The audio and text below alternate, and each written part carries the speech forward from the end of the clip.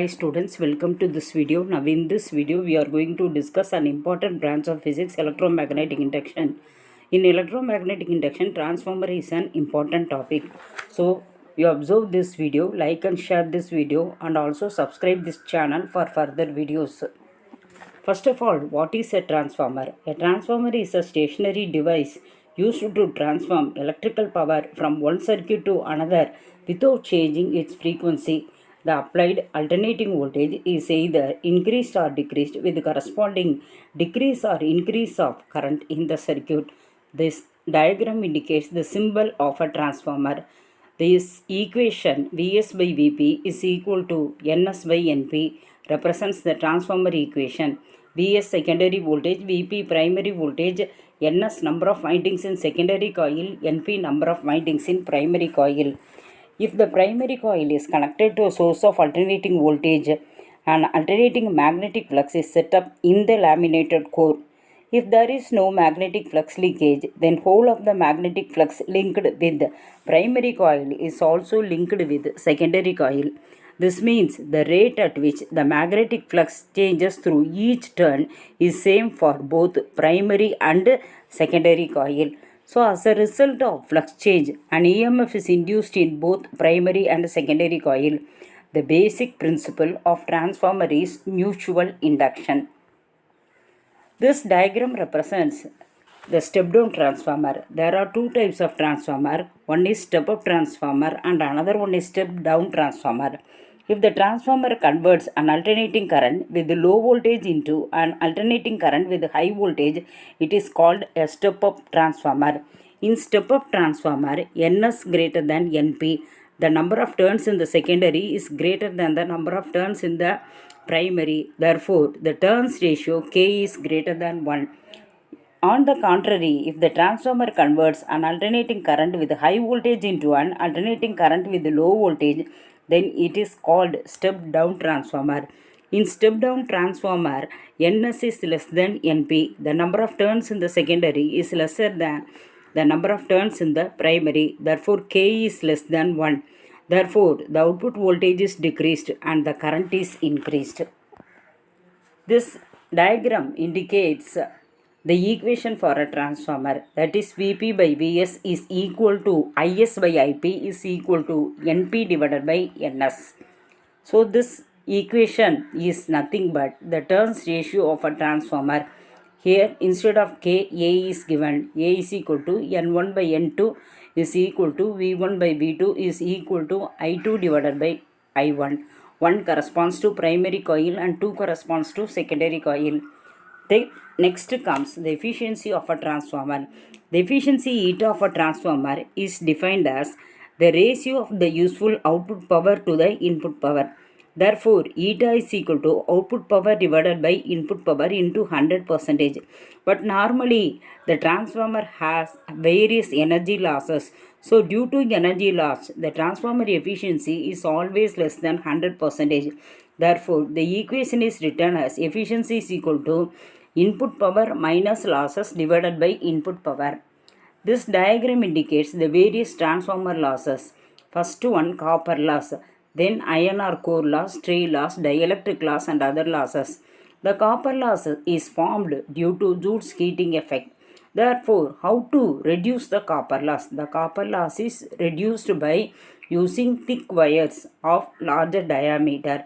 Therefore, we can easily reduce the copper loss. So, due to copper loss, some amount of electrical energy is wasted in the form of heat energy. Then next comes the eddy current loss and hysteresis loss. So, how hysteresis loss is formed? When transformer core is magnetized and demagnetized repeatedly by the alternating voltage applied across the primary coil, hysteresis takes place, due to which some energy is lost in the form of heat. Therefore, hysteresis loss is minimized by using steel of high silicon content in making transformer core. Then next come eddy current loss. So alternating magnetic flux in the core induces eddy currents. Therefore, there is energy loss due to the flow of eddy current called eddy current loss, which is minimized by using very thin laminations of transformer core. So Now we will see how eddy currents are formed across primary coil, and from primary coil the eddy currents are transferred to the secondary coil. So this eddy current should be reduced by using laminated core. So this diagram indicates two types of core. One is called the solid core and another one is called the laminated core.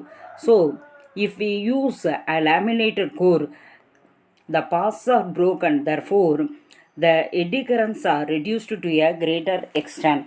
There is another loss called flux leakage loss.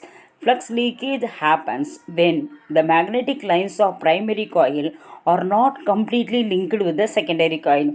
So the energy loss due to this flux leakage is minimized by winding the coils one over the other.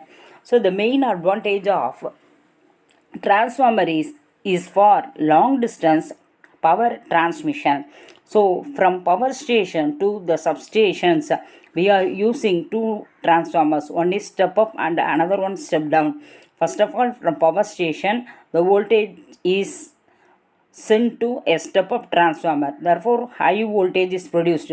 Then from step up transformer the current is sent to a step down transformer. Then from step down transformer to substation the current is supplied. So in this way long distance power transmissions are going on. From the substations only to the domestic consumers the currents are transmitted. So the main advantage of transformers are for long distance power transmissions through transmission line. So next we are going to see one sum related to transformer.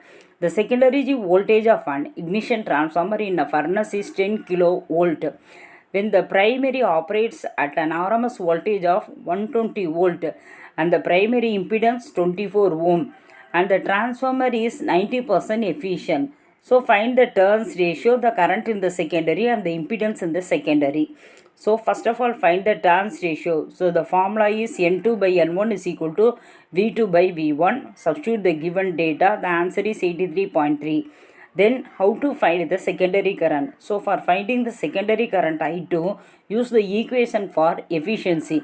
Efficiency eta is equal to I2 V2 divided by I1 V1. So from that equation change the equation for finding I2. Therefore I2 is equal to the efficiency eta into V1 I1 divided by V2. So here I1 is not directly given. Therefore instead of I1 V1 by R is given. So I2 RMS into 10 into 10 power 3 volt. This is nothing but V2. This is equal to 0.9, that is efficiency, into V1 by R 120 by 24 into 120 volt. So you solve this, finally you get the answer as I2 is equal to 54 milliampere. Then next find the impedance in the secondary, that is Z2 is equal to V2 by I2. Substitute the data, the answer is 185 kilo ohm. Okay, so you observe the video thoroughly, like and share this video and also subscribe this channel for further more videos. Thank you.